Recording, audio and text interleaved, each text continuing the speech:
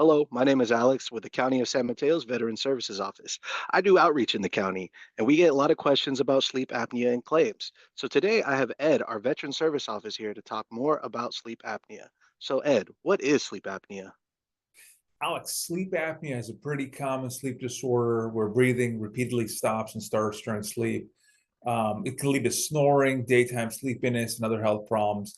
There's two types of sleep apnea. So there's obstructive sleep apnea, which occurs when the throat muscles relax and block the airway, causing pauses in breathing. And this is probably the most common type of sleep apnea that most folks have.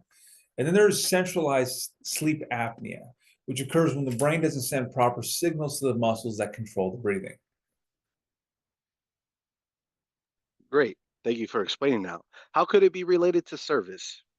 So typically there's two ways in which sleep apnea can be related to service. There's direct service connection.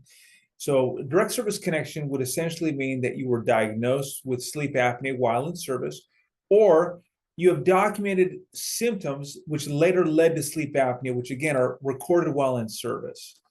Now, there's secondary service connection, which is probably the most common form of service connection for sleep apnea, where sleep apnea is caused or worsened by an already established service-connected condition, such as PTSD, depression, or a respiratory issue. If you can show that the sleep apnea is linked to an already service-connected condition, you may qualify for additional disability benefits. That's good to know. What does a veteran need to file a sleep apnea claim? So first and foremost, you're going to need a recent sleep study and a diagnosis of sleep apnea. Without a sleep study, the VA is going to deny the claim.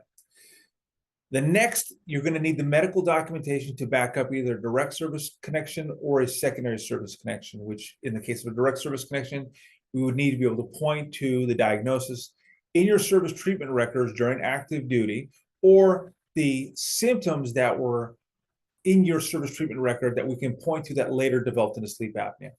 Now, for a secondary service connection, what we're going to need is medical documentation showing that the sleep apnea is linked or worsened by an already service-connected condition. And this is going to be critical. Once you are able to get the diagnosis, the next step is to begin establishing the connection to an already, and I want to stress, already service-connected condition.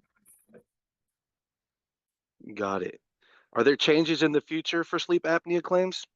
So one of the things that we've been seeing is a lot more folks coming into our office and asking about sleep apnea. And the biggest reason for this is because there has been a proposal to change the rating schedule for sleep apnea for some time.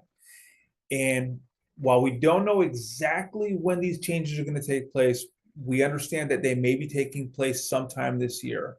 And what those changes are going to do is they're going to dramatically change the rating schedule. And so that if you were able to get a 50% service-connected disability today, that rating may only be 10% under the new rules once they change.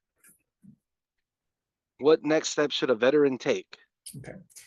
So if you think you have sleep apnea or you've been diagnosed with sleep apnea, you're going to need to develop your claim, which means it's either going to be a direct service claim or you're going to do a secondary service claim.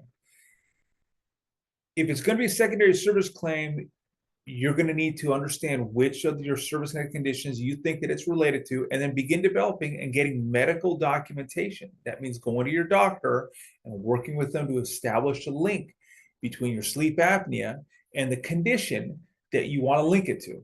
All this is going to be super critical in developing the claim that the VA is going to adjudicate in your favor.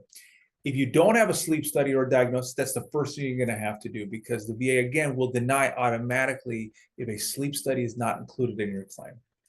Now, if you have questions about this, or you want to know more, or you want assistance in developing that claim, you can always reach out to us. Call us at 650-802-6598 to set up an appointment, or you can come visit us at 550 Quarry Road in San Carlos. Great. Thank you so much, Ed, for talking more about sleep apnea.